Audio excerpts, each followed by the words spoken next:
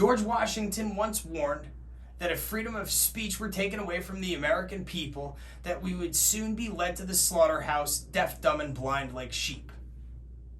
This is Real Republican News, and I'm your host, Jason Mariner. Ladies and gentlemen, make no mistake about it, your freedom of speech, your First Amendment right to speak freely, has been taken away. They've done it intentionally. The new town square, the place where people go to share their thoughts, opinions, beliefs, values, gather what they think is news and fact, information, is now controlled by the radical left. They've teamed up with the Silicon Valley tech tyrants and made a big deal. They've said, silence the opposition, don't let the truth about us get out, push our narrative for us, get people to believe that all conservatives are bad, racists, bigots, xenophobes, homophobes. Don't let them tell the truth.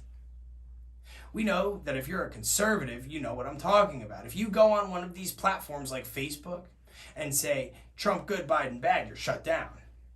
If you go on one of these platforms and say that Pennsylvania ignored the Constitution, broke the law, and cheated during the election, you're accused of spreading disinformation, even though that's a proven fact. If you say that Wisconsin had more voters vote than people that live there, you're also a liar, even though that's a fact.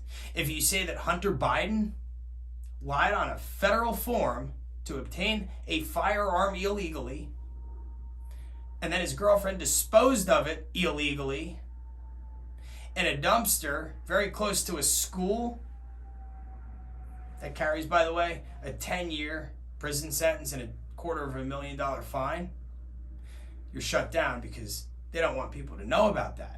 They accuse you of spreading disinformation there too. But that's what happened. But his last name is Biden, so he skated.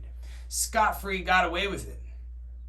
When they were on the campaign trail, the Biden administration said that they were going to be the most transparent, human rights-oriented, caring administration this country had ever seen. And the second he took office, we had a catastrophe on our hands. He halted construction on the border wall, and now we have hundreds of thousands of people in what amount to prisons, makeshift prisons, in horrible conditions. These facilities, some of them are packed to 2,500% capacity. People are stacked on top of one another, men, women, and children. It's a human rights violation the likes of which this country has never experienced. Our president won't even go there. The vice president, when asked, she cackled. I won't be going today. It's a joke to her. Those migrants, the people that came here illegally, they're going to need food, clothing, and shelter, and guess who's going to pay for it? You and I. It's going to come out of our paychecks in the form of tax dollars. It's going to come out of our pockets at the gas pump. That's why gas prices, one of the reasons that they're already up over $1 in the last 6 months. It's not because of President Trump or anything that he did. It's because of this crisis that's going on in our country. We, the people, are paying for it. This is almost the definition of taxation without representation. Now, you can mark my words, these undocumented illegal immigrants will be granted amnesty, and they will be dispersed strategically across the United States, and I'm willing to bet it will be in Republican-held areas. They want to turn those areas purple and then blue so they can ultimately maintain power and control. Because again, that's what they're really after. They're not after anything but absolute power and control. And we've all heard the expression that absolute power corrupts absolutely. That's what they want. Power, and they're all corrupt. That's why they're doing what they do.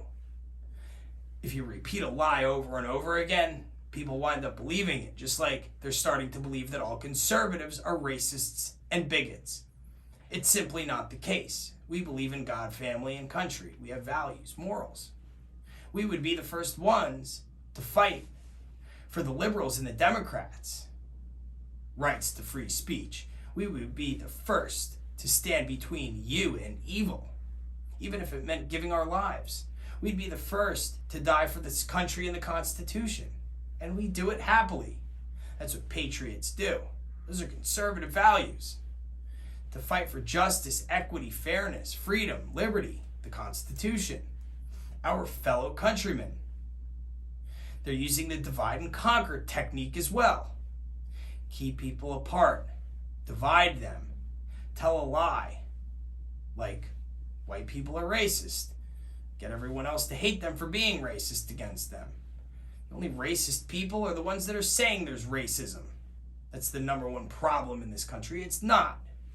When they ceased construction on that border wall, they made it easier for illegal weapons to be shipped into this country, illegal drugs to be shipped into this country, and they've done wonders for the sex and human trade industry. The cartels are making $14 million a day, more than they were before now.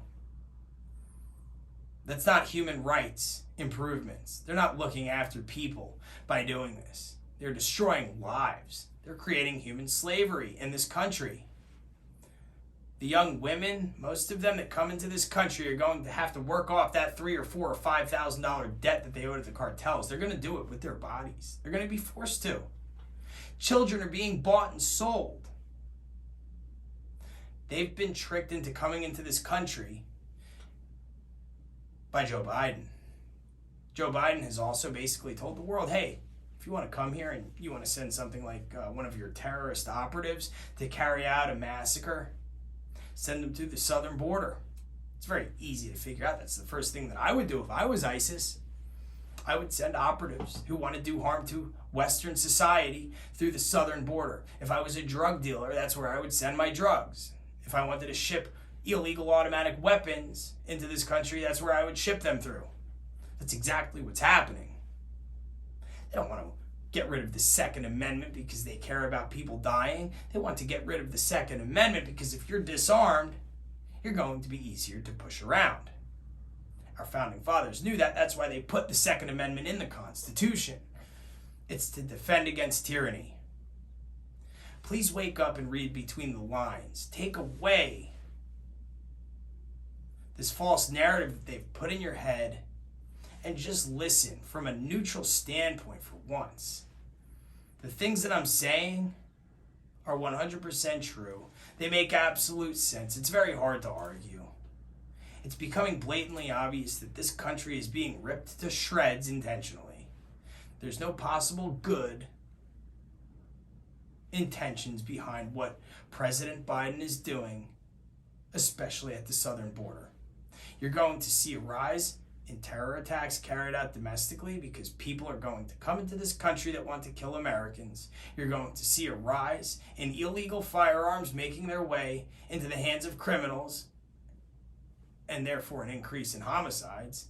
You're going to see an increase in sex and human trafficking. And you're going to see a dramatic rise in drug-related overdoses. End of story. It's not good for America. It's not good for anyone. So wake up, study what's going on, study history, because history tells you what to do when this sort of thing happens. So until next time, and to my audience, I say God bless you, God bless your families, those around you, and the Constitution. And may God please help these political leaders, if you want to call them that, start making decisions that are in the best interests of the American people, the people that they serve, because after all, this is a government that's supposed to be by the people, for the people.